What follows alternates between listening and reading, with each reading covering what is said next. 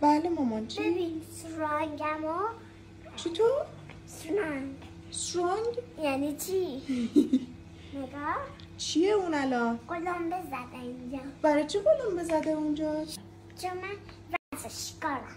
کجا ورزش میکنی مامان؟ من نمیبینم. تو تلویزیون با ماما معصومه میرم باشگاه ماما معصومه بعضی موقع ها اینجوری ها.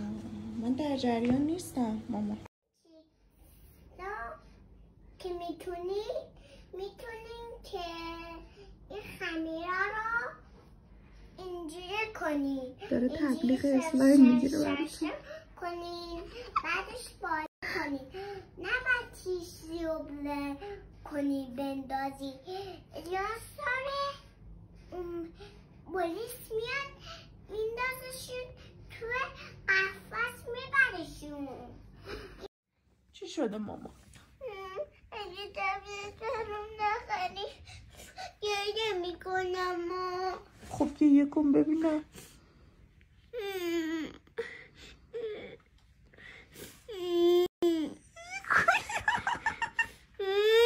چشم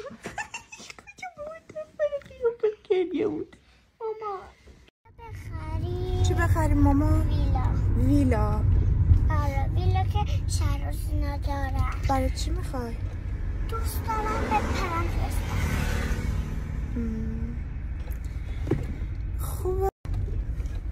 توقعات بچه های الان رو مقایسه کنیم با دوره خودمون.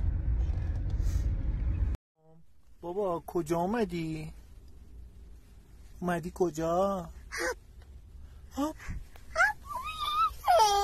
هاپو دیدی هاپو رو گندم. هاپو دیدی اونجا بود. گندم بریم اینجا یا بریم اونجا؟ ها؟ بیرون میخوای بری؟ بیرون؟ تاب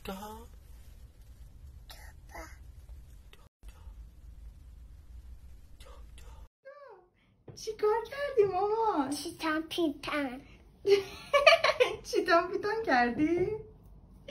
وای ببینم تو رو خدا ببینم لطفاً. وای چی کار داری میکنی گنا؟ تذکر میکنه. چی کار؟ یه بار دیگه اسمشو بگو.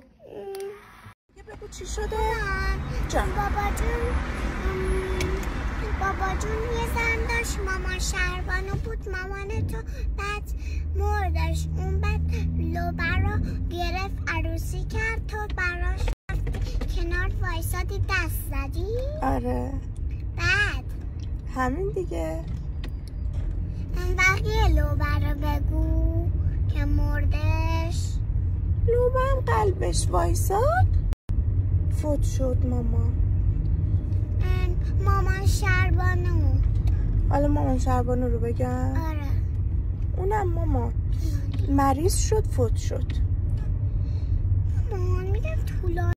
ترسی ندارم پشتم مثل کوه توی راه توی چار توی روی همچون ما توی تنها دبای دل من دلبر جذاب توی گندم ناز توی